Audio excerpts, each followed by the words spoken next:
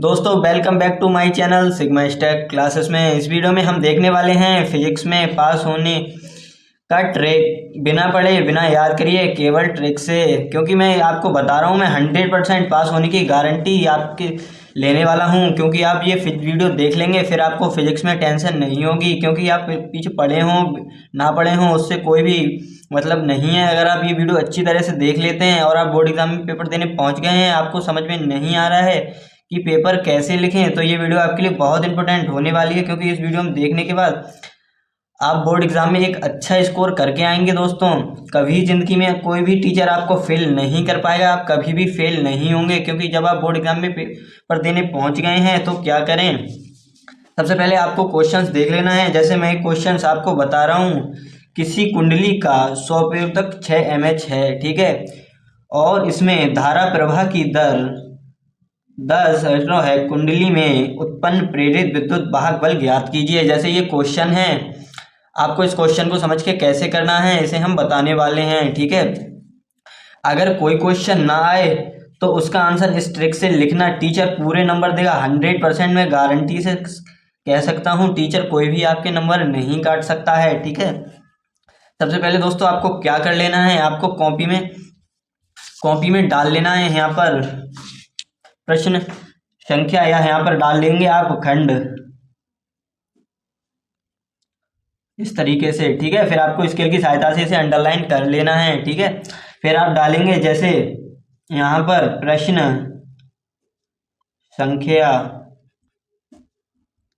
2, ऐसे, ठीक है दोस्तों। आपको ऐसे ही डालना है, फिर स्केल की सहायता से इसे अंडरलाइन कर लेना है। क्योंकि आप अंडरलाइन कर लेंगे फिर बहुत ही अच्छी तरह से ये देखने में कॉपी लगेगी, ठीक है। आपको ऐसे स्केल की सहायता से ऐसे अंडरलाइन कर लेना है, ऐसे करके, ठीक है। फिर आपको इस क्वेश्चन का आंसर देना है। तो इस क्वेश्चन को आप ऐसे लिखेंगे, आंसर गा, ठीक है, ऐसे करके आपको लिखना है। तो इसमें पढ़ना है, किसी कुंडली का स्वप्रेरक तत्व 6 mH है, तो क्या लिखना है आपको, स्वप्रेरक तत्व 6 mH, ठीक है। यहाँ पर आपको लिखना है,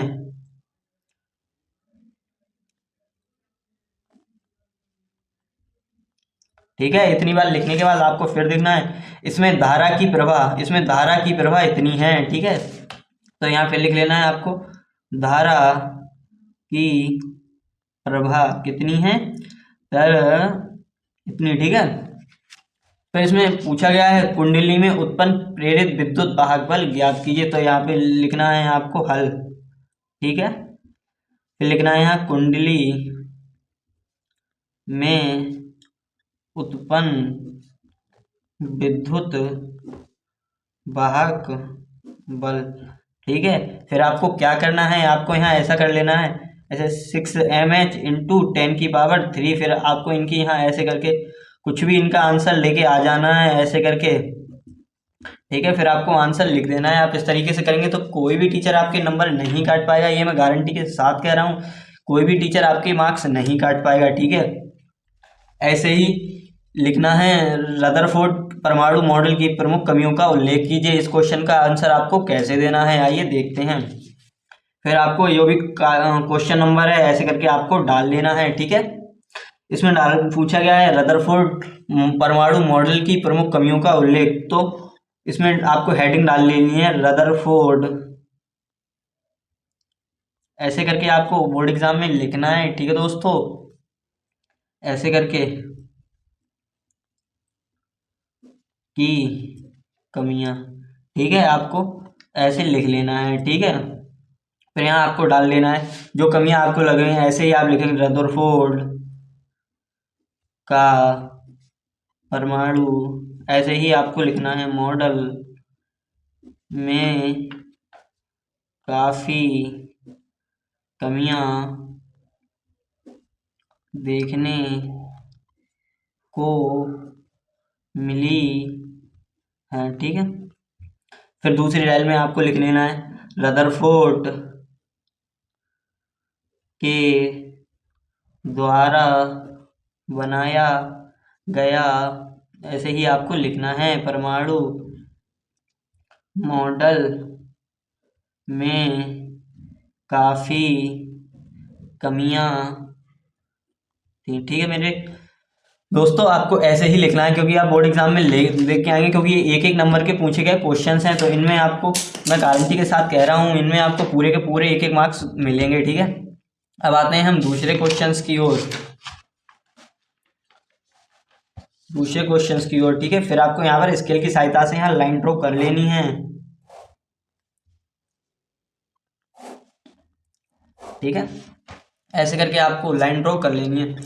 फिर इसमें एक नंबर वाले क्वेश्चंस को आपको इसी तरह से सारे क्वेश्चंस को आपको अटेम्प्ट करना है। ठीक है दोस्तों, अगला आ जाता है हमारा सेक्शन सी। इनमें 2 नंबर वाले क्वेश्चंस हैं। जैसे पहला क्वेश्चन है, समान धारिता के 4 संयंत्र श्रेणी क्रम में 20 वोल्ट की बैटरी से जुड़े हैं। ठीक है, मध्य बिंदु O भू संपर्कित है, बिंदु P और Q पर विभव की गणना कीजिए। आप बोर्ड एग्जाम में पहुंच गए हैं, आपको समझ में नहीं आ रहा है क्या करें, तो आपको क्या करना है, सबसे पहले आपको यहाँ डाल लेना है सेक्शन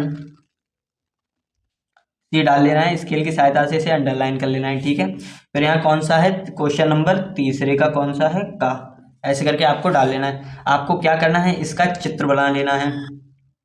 ठीक है, जैसे मैं इसका एक क्वेश्चन करके बता रहा हूँ, जैसे इसका ये ऐसा चित्र है, ये चित्र आपको बना लेना है।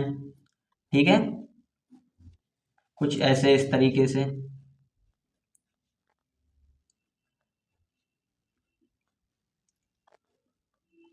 ठीक है दोस्तों, आपको इसे ऐसे करके कुछ डिजाइन कर लेना है जैसे पेपर में दिया गया है। फिर इस पे जो जो दिया गया है वो सब डाल दें आप। ठीक है,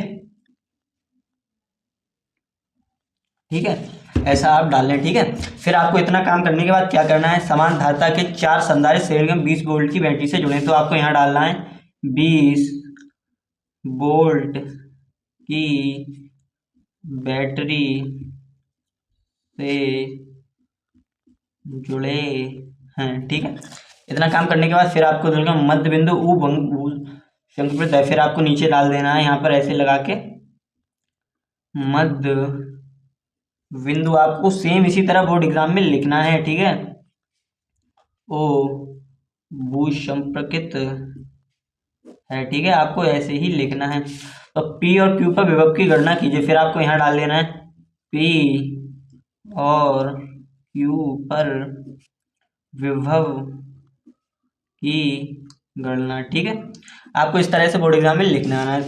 फिर आपको क्या करना है, P और Q लगाना इक्वल टू 20 कर देना है। फिर आपको ऐसे ही आपको कुछ हल्की फुल्की आपको सॉल्विंग कर लेनी है। ठीक है, आपको ऐसे ही हल्की फुल्की सॉल्विंग कर लेनी है P और Q, फिर इसका ऐसे आंसर लिख लेना है। आपको बोर्ड एग्जाम में 2 नंबर में पूछा गया है, आपको पूरे के पूरे नंबर मिलेंगे 100%। मैं कह रहा हूँ, मैं बहुत सालों से देखते हुए आ रहा हूँ, एक्सपीरियंस के साथ ये बात मैं कह रहा हूँ। ठीक है, फिर अगला क्वेश्चन पूछा गया है, एम्पियर के पर्वतीय नियम को लिखकर सिद्ध कीजिए।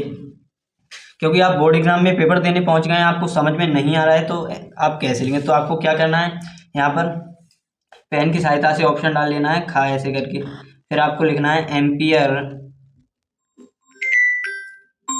का। ठीक है, आपको ऐसे ही लिख लेना है एम्पियर का पर्वतीय नियम। ठीक है, ऐसे करके आपको लिख लेना है, ऐसे डैश लगाना है। फिर आपको पता है कॉपी में क्या करना है, ऐसे करना है आपको, एम्पियर ऐसे बना बना के लिखना है, एम्पियर ने एम्पियर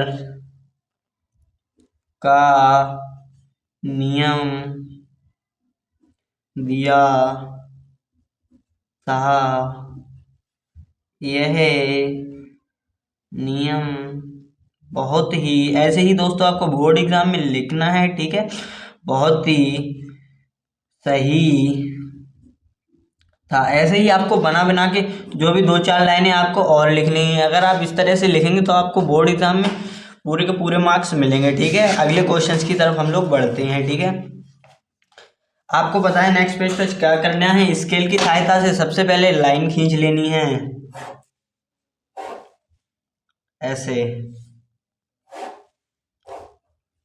ऐसे करके आपको स्केल की सहायता से लाइन खींच लेनी है। ठीक है, फिर आपको ऐसे ही ये 2-2 नंबर वाले क्वेश्चंस मैंने आपको ट्रिक बता दी है, आप इसी तरह से करेंगे तो आपको मैं 100% गारंटी से कह रहा हूँ, आपको 100% मार्क्स इसमें आपके लिए मिलेंगे। ठीक है, फिर आ जाते हैं हम अपने सेक्शन सी में, क्वेश्चन नंबर 3। ये भी 2-2 नंबर में क्वेश्चंस दिए गए हैं, लेकिन ये इंग्लिश में हैं, इन्हीं के इंग्लिश में दिए गए हैं। ठीक है, अगले में हम आ जाते हैं सेक्शन डी की तरफ। ठीक है, सेक्शन डी में 4 में, क्योंकि ये क्वेश्चन 3-3 नंबर में दिए गए हैं और सबसे ज़्यादा यही क्वेश्चंस आपको पूरे पेपर में देखने को मिलेंगे। ठीक है दोस्तों, आपको इन क्वेश्चंस के करने के लिए क्या करना है, जैसे पहला ही क्वेश्चन देख लेते हैं।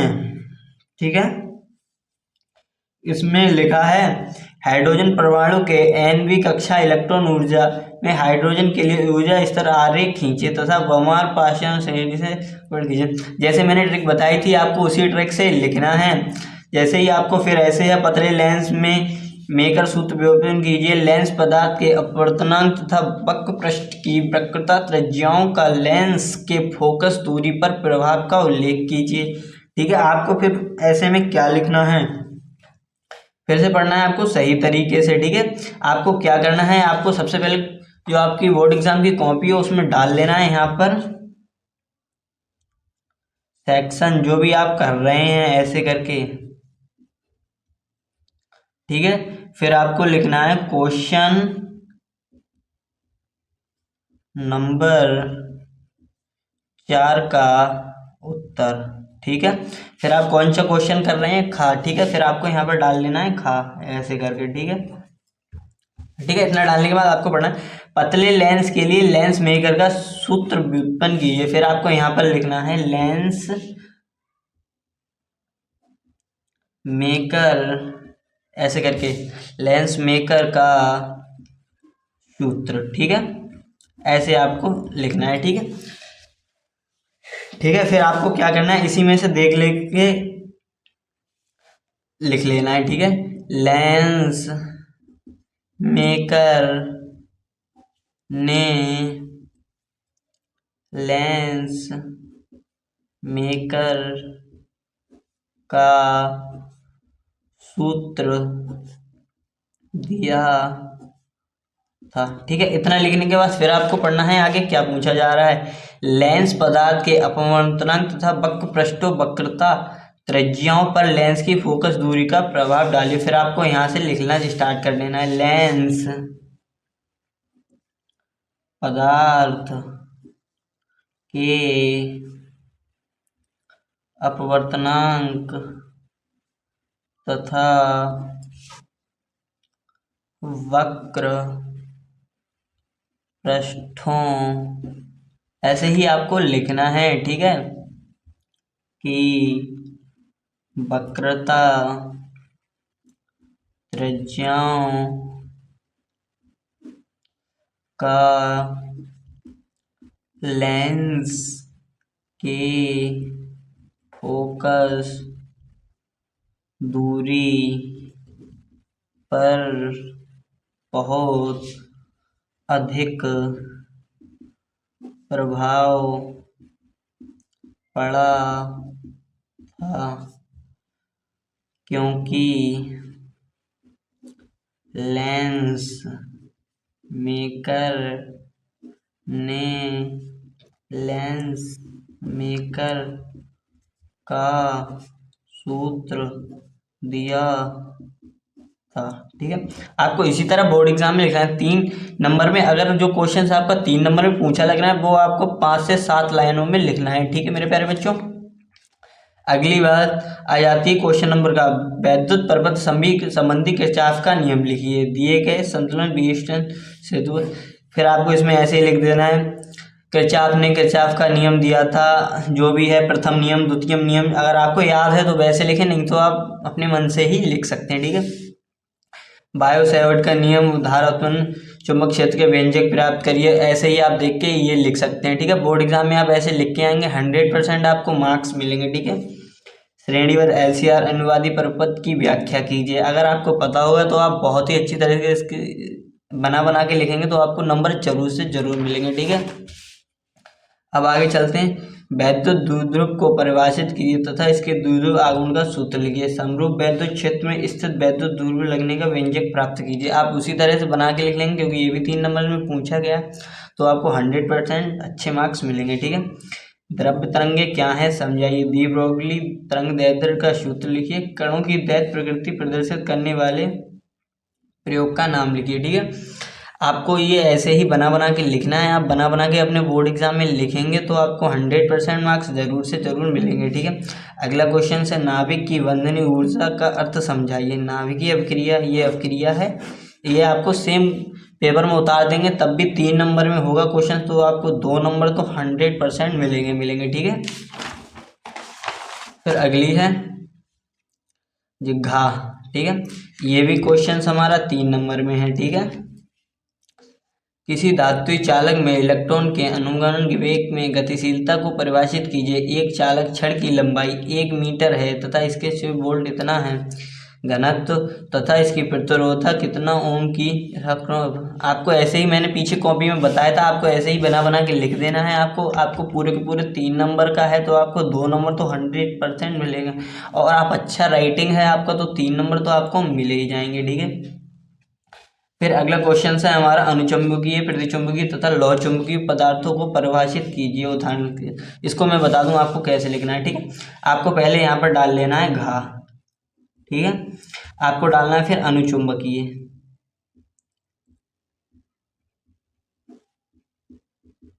ऐसे करिए, ठीक है। आपको ऐसे डालने के बाद फिर आपको इसके बारे में लिखने लगे, अनुचुंबकीय पदार्थ, चुंबकीय पदार्थ होते हैं ये वो, आप ऐसे ही बना बना के लिखें। दूसरा क्या दिया गया है, प्रतिचुंबकीय, ऐसे ही आपको नीचे लाइन छोड़ के लिखना है, यहाँ लिखना है प्रतिचुंबकीय, ठीक है। आपको ऐसे ही फिर इसमें बना बना के लिखना है। तीसरा है हमारा लौह चुंबकीय, आप ऐसे ही इसमें बना बना के लिखेंगे तो आपको 100% बोर्ड एग्जाम में आपके मार्क्स जरूर से जरूर मिलेंगे, ठीक है। आपको इसी तरह के कॉपी लिखना है। अब हम आगे देखते हैं 5 नंबर वाले क्वेश्चंस, ठीक है। ये 5 नंबर वाले क्वेश्चन है, ये बहुत ही ज़्यादा इंपॉर्टेंट क्वेश्चन है। ये क्वेश्चन आपको किसी भी हालत में छोड़ के नहीं आना है, ये आपको 100% करना ही करना है, ठीक है, ठीक है। फिर यहाँ पर लाइन खींच लेनी है आपको, ठीक है, ऐसे स्केल की सहायता से,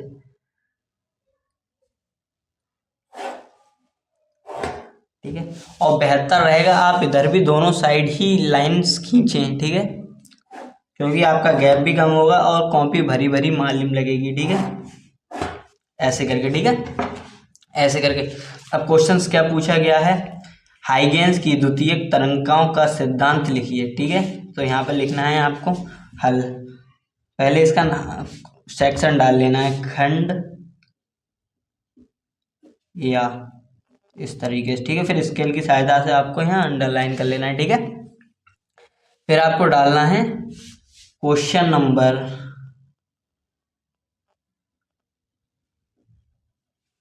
नंबर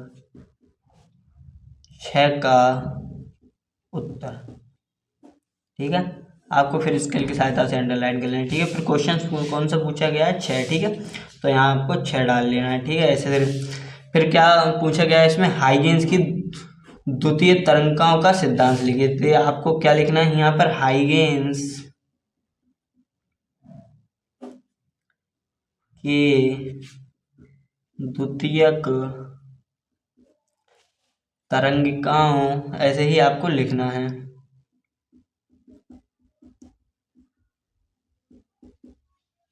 का सिद्धांत, ठीक है। यहाँ से आपको सिद्धांत लिखना है, ठीक है, ऐसा आपको लिखना है। फिर आपको मैं 5 नंबर का क्वेश्चन है इसलिए मैं आपको बता रहा हूँ बना बना के आपको पूरा पेज भरा हुआ कैसे लिखना है। जैसे आपको लग रहा है फिर आप यही क्वेश्चन यहाँ से लेके यहाँ तक ऐसे उतार दें तब भी आपको 5 नंबर है तो आपको 3 नंबर तो 100% गारंटी से मिलेंगे ही मिलेंगे, ठीक है। तो आगे हम देखते हैं, देखो हाइगेंस ने द्वितीयक, ऐसे आपको बना बना के लिखना है, ठीक है, बोर्ड एग्जाम में, ठीक है। तरंगिकाओं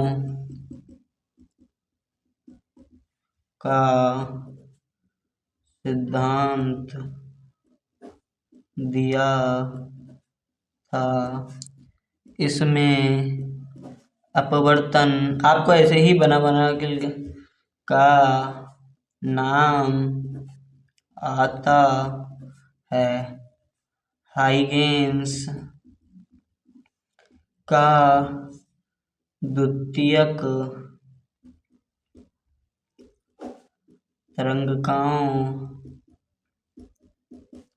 का नियम बहुत ही प्रचलित है, बहुत ही प्रचलित है। ठीक है, आपको सेम इसी तरह बोर्ड एग्जाम में लिखना है, क्योंकि पूरी कॉपी आपकी भरी हुई मालूम पढ़नी चाहिए, तभी आपको नंबर मिलेंगे। ठीक है, फिर आपको यहाँ से फिर यहीं से कॉपी कर देना है। हाइगेंस ने द्वितीयक तरंगिकाओं का सिद्धांत।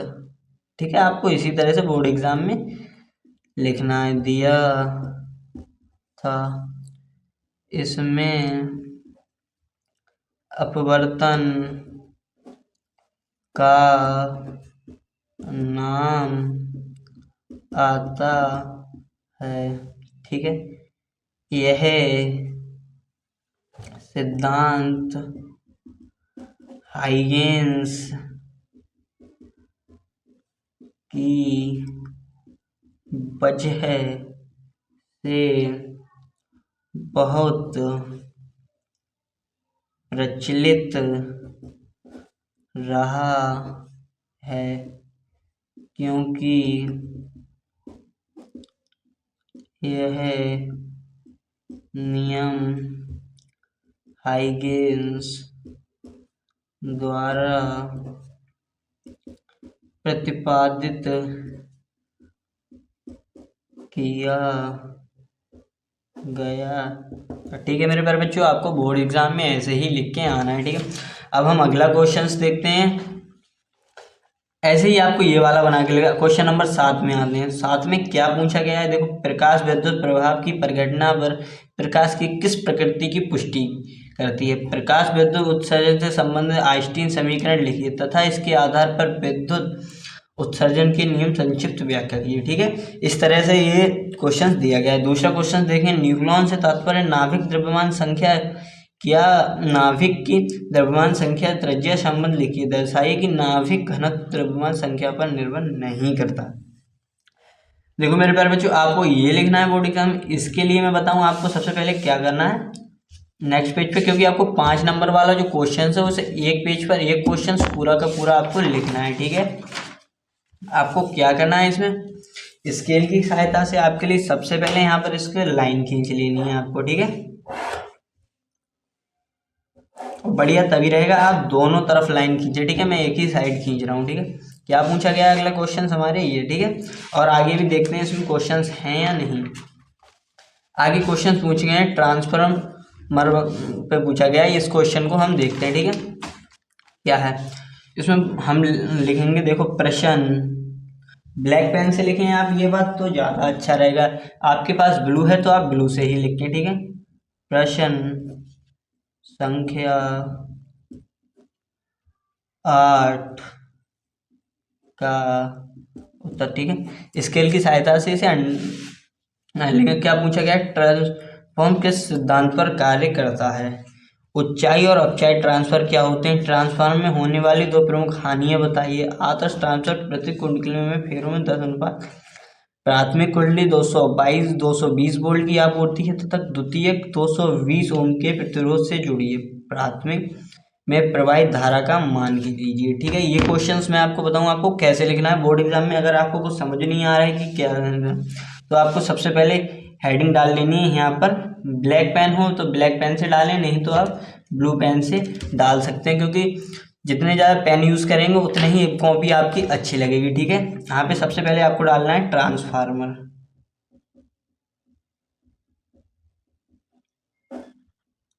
ठीक है, ठीक है, तो आपको यहाँ पर डालना है। जैसे इसमें ही पूछेगा ट्रांसफर किस ऊंचाई और अपचाई ट्रांसफर क्या होते हैं, क्योंकि इसमें दिखाया ऊंचाई और अपचाई की बात पूछी गई तो इसी की बात होगी, तो इसमें लिख देना है आपको ट्रांसफार्मर दो प्रकार के होते हैं। ऊंचाई और अपचाई ट्रांसफार्मर। ठीक है, ये आपको ऐसे ही अपने बोर्ड एग्जाम में लिखना है। ठीक है, इसमें से देख लिया हमने ऊंचाई और अपचाई है। इसमें आपको ये भी लिखना है ट्रांसफार्मर होते हैं। ठीक है, आपको ये बात कंप्लीट होने के बाद आपको क्या इसमें पूछ लिया, प्रथम तथा द्वितीय कुंडलियों में फेरे के अनुपात इतने हैं, तो आपको यही लिखना है। इसमें प्राथमिक एवं द्वितीयक कुंडली फेरे होते हैं। ठीक है, होते हैं। ठीक है, ऐसे आपको लिखना है। ठीक है, फिर अगला पूछा गया ऊंचाई और अपचाई ट्रांसफर क्या होते हैं। फिर आपको क्या करना है, यहाँ पर हेडिंग डाल लेनी है ऊंचाई। ठीक है, इतना डालने के बाद आपको डैश लगाना है। फिर इसमें पूछा गया ऊंचाई ट्रांसफर क्या होते हैं, तो आपको यहाँ लिखना है जो ट्रांसफार्मर निम्न धारा को उच्च धारा में परिवर्तित करते हैं उन्हें हम ऊंचाई ट्रांसफार्मर कहते हैं। ठीक है, आपको ऐसा लिखना है। फिर दूसरा क्या पूछा गया है, अपचाई ट्रांसफर के बारे में। ठीक है, फिर आपको फिर से एक हेडिंग लगा लेनी है यहाँ पर अपचाई ट्रांसफर। ठीक है,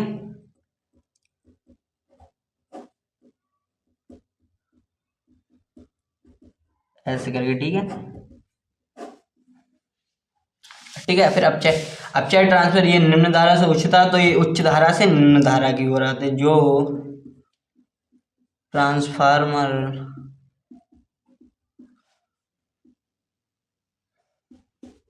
उच्च धारा से निम्न धारा की ओर आते हैं उन्हें हम अपचाई ट्रांसफार्मर कहते हैं। ठीक है, इतना आपका इस क्वेश्चन की इतनी बात आपकी पूरी हो गई। ठीक है, फिर इसमें पूछा है 220 वोल्ट की आपूर्ति। आप ऐसे ही इसको बना बना के लिखना है। ठीक है, बोर्ड एग्जाम में आपको ऐसे ही यहाँ पर बना बना के लिखना है। ठीक है, आप देख सकते हैं आपको मैंने जितने भी सारे क्वेश्चंस होते हैं उनको सॉल्विंग करके बताया है। अब रह गए हैं हमारे बहुविकल्पी। ठीक है, जो बहुविकल्पी हैं हमारे पेपर में। ठीक है, बहुविकल्पी इनमें कई तरीके के हैं। ये हैं बहुविकल्पी में कोई ट्रिक काम नहीं करती है। ठीक है, बहुविकल्पीय में कोई भी ट्रिक कैसे भी काम नहीं करती है। बहुविकल्पीय आपको अपने दिमाग से करने होते हैं, इसमें कोई ट्रिक भी कोई भी नहीं बता सकता है, क्योंकि मैं कई सालों के एक्सपीरियंस से ये बात आपके साथ शेयर कर रहा हूँ। ठीक है, ठीक है, अगर आप देख सकते हैं यहाँ पर मैंने पूरी की पूरी कॉपी में आपको बताया है। ठीक है, अगर आपको वीडियो अच्छी लगी हो तो वीडियो को एक लाइक कर लें एंड चैनल को सब्सक्राइब कर लें। मिलते हैं किसी अगली वीडियो में। आज के लिए बस इतना ही। सभी के लिए राम राम, राधे राधे।